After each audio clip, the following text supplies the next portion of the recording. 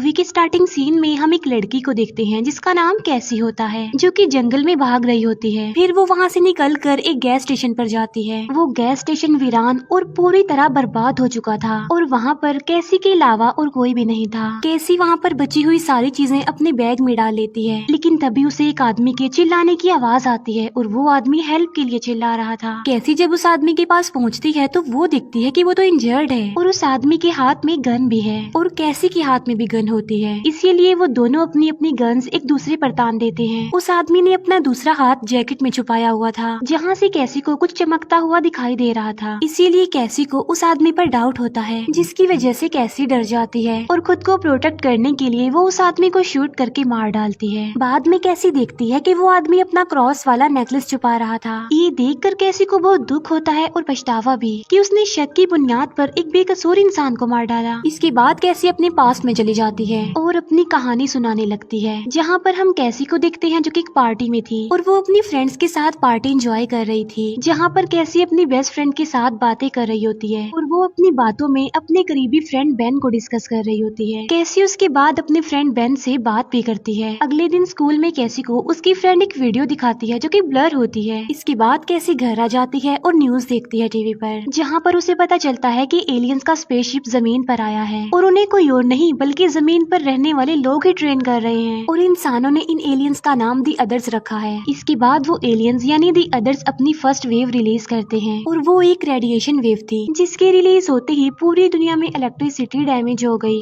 जहाँ पर गाड़ियाँ, मोबाइल्स और हर इलेक्ट्रिक चीज ने काम करना छोड़ दिया और ये चेंजिंग देखकर लोग बहुत ज्यादा डर गए। इसीलिए उन्होंने ये जगह छोड़कर बड़े सिटीज की तरफ मूव कर लिया। फिर एक दिन कैसी और उसका भाई पानी भर रहे होते हैं कि तभी सेकंड वेव भी रिलीज हो जाती है, जिसमें उन एलियंस यानी दी अदर्स ने पूरी दुनिया के सिस्टम को चेंज कर दिया, जिसका साइड इफेक्ट ये होता है कि अर्थक्वेक और समुद्री तूफान।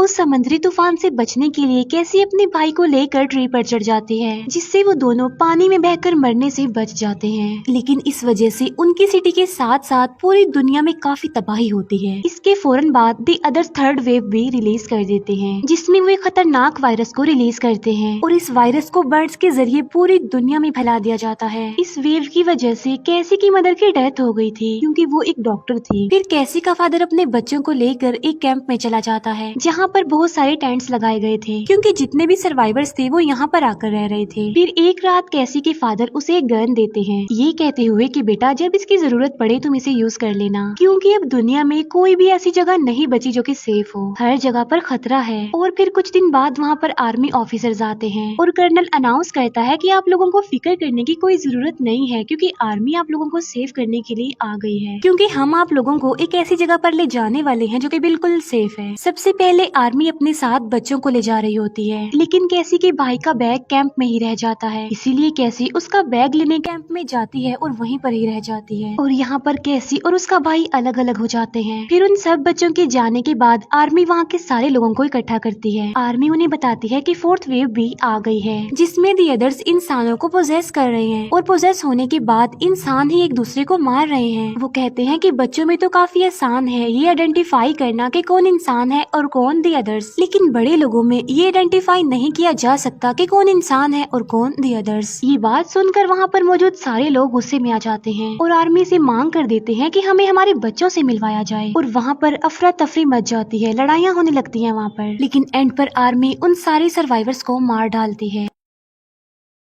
कैसी भी ये सब कुछ देख लेती है। तब कैसी के फादर उसे कहते हैं कि बेटा यहाँ से भाग जाओ। और फिर जब आर्मी वहाँ से चली जाती है तब कैसी अपने फादर के पास आती है और अपने फादर को मरा हुआ देखकर कैसी बहुत ज्यादा दुखी हो जाती है और अब वो ये बात डिसाइड करती है कि चाहे जो भी हो जाए मैं अपने भाई को तो बचा कर रहूंगी। तभी वो वहाँ से एक गन लेती है और आर्मी यूनिट की तरफ भागती है। चलते चलते वो उस गैस स्टेशन के पास आ जाती है जहाँ पर वो मूवी के स्टार्ट में भी गई थी। फिर आर्मी हर जगह से बच्चों को कलेक्ट करके एक सेफ जगह पर ले जा रही थी। वो लोग सारे बच्चों को एक एक टोकन देते हैं और बाद में उन बच्चों का चेकअप करने के लिए उन्हें अंदर भेजा जाता है और तभी उन बच्चों में बारी आती है कैसी के फ्रेंड यानी बेन की। और जब बेन अंदर जाता है तो डॉक्टर उसे बताती है कि दी अदर्स इंसानों का रूप लेकर इंसानों पर ही अटैक कर रहे हैं और इसीलिए आर्मी को उन सब बच्चों की जरूरत है ताकि वो दी अदर्स से लड़ने के लिए इन बच्चों को ट्रेन करें। ये सारी बातें बताकर डॉक्टर बेन के अंदर एक ट्रैकर इंजेक्ट कर देती है और सेम ऐसा सारे बच्चों के साथ किया जाता है। हम कैसी को देखते देखते हैं जो कि अपने सफर में होती है। फिर वो जंगल से निकलकर रोड पर आ जाती है, जहाँ पर उसे कोई गोली मारकर इंजर्ड कर देता है, जिससे कैसी फौरन बेहोश हो जाती है। आर्मी यूनिट में हम देखते हैं कि आर्मी बच्चों को ट्रेन कर रही होती है 5th वेव से लड़ने के लिए। कैसी को वहाँ से एक इवान नाम का लड़का उठाकर अपने साथ ले जाता है, जो कैसी को मेडिसिन वगैरह देता है। और उस लड़के को कैसी का नाम भी पता था, वो इसलिए क्योंकि वो कैसी की डायरी पढ़ चुका था। फिर कैसी उस लड़के यानी इवान से अपने गन के बारे में पूछती है, जिस पर इवान कहता है कि मैं तुम्हारी गन के बारे में कुछ नहीं जानता, मेरे पास नहीं है वो। इसके बाद कैसी इवान से आर्मी यूनिट का एड्रेस पूछती है और वो ये कहती है कि वहाँ मैंने जाना है अपने भाई को बचाने के लिए। आर्मी यूनिट में हम देखते हैं कि कैसी का भाई बेन के ही ग्रुप में होता है। वो सब लोग वहाँ पर बैठे होते हैं कि तभी वहाँ पर डॉक्टर एक लड़की को लेकर आती है और उस लड़की को बेन की टीम में शामिल कर देती है, क्योंकि वो लड़की एक काफी अच्छी शूटर थी। कैसी देखती है कि इवान काम में बिजी है, इसीलिए वो उस घर को एक्सप्लोर करने के लिए इवान के रूम में जाती है और वहाँ पर कैसी को अपनी गन मिल जाती है और इस वजह से कैसी डर जाती है और फिर वो वहाँ से भाग ही रही होती है कि तभी इवान आकर उसे पकड़ लेता है। कैसी को इवान पर डाउट होता है कि शायद ये मुझे मार देगा, लेकिन असल में वो कैसी को दी अदर से प्रोटेक्ट कर रहा था। फिर इवान कैसी को घर ले आता है और उसे बताता है कि मैंने तुम्हारी गन इसीलिए छुपाई थी कि मुझे डर था कि कहीं तुम मुझे शूट करके न मार डालो। और वो ये भी कहता है कि शाम को मैं खुद तुम्हें आर्मी यूनिट ले जाऊंगा। फिर वो लोग आर्मी यूनिट के लिए निकल पड़ते हैं। रास्ते में इवान कैसी को ट्रेन भी करता है कि कैसे खुद को प्रोटेक्ट किया जाएगा। कर्नल बेन को कहता है कि मैं तुम्हें अपनी आर्मी के साथ एक मिशन पर भेज रहा हूँ और वो बेन को एक हेलमेट भी दिखाता है और बताता है कि ये हेलमेट स्पेशल दी अदर्स को आइडेंटिफाई करने के लिए बनाया गया है और वो सारे लोग इस हेलमेट को पहनेंगे और जब दी अदर्स इनके सामने आएंगे तो लाइट ग्रीन हो जाएगी। हम देखते हैं कि कैसी और इवान एक दूसरे के साथ घुल मिल गए थे, जबकि बेन को आर्मी के बजाय बच्चों की टीम के साथ भेज दिया जाता है मिशन के लिए। लेकिन बेन कैसी के भाई को वहीं पर छोड़ जाता है, क्योंकि कैसी का भाई एज में काफी छोटा था। फिर वो लोग अपने टारगेट पर पहुंच जाते हैं और वो दिखते हैं कि दी अदर्स हेलमेट की मदद से सच में ग्रीन नजर आ रहे हैं और यहाँ पर बच्चों और दी अदर्स की जबरदस्त फाइट होती है। इसी लड़ाई में एक बच्चे की मौत भी हो जाती है। दी अदर्स को डिस्ट्रैक्ट करने के लिए वो शूटर एक बस को ब्लास्ट कर देती है, जबकि बाकी लोग एक जगह पर जाकर छुप जाते हैं। फिर वो शूटर जब अपनी टीम के पास पहुंचती है तो वो अपना ट्रैकर निकाल देती है, जिससे अचानक वो भी सबको ग्रीन नजर आ रही थी। ये देखकर बेन को सारी बात समझ आ जाती है और वो भी अपना ट्रैकर निकाल देता है। ट्रैकर निकालने पर वो भी सबको ग्रीन ही नजर आ रहा था और बेन यहाँ पर आर्मी की सारी चाल समझ चुका था। वो सबको समझाने की कोशिश करता है कि ये हमारे लिए एक ट्रैप है जिसमें दी अदर्स हमें फंसाना चाह रहे हैं और 5th वेव कोई और नहीं बल्कि हम बच्चे हैं और हमारा इस्तेमाल दी अदर्स कर रहे हैं बचे हुए इंसानों को मारने के लिए, और इसीलिए उन्होंने ट्रेनिंग देने के लिए बच्चों को ही चुना, क्योंकि बड़ों की निस्बत बच्चों को चेंज करना आसान है।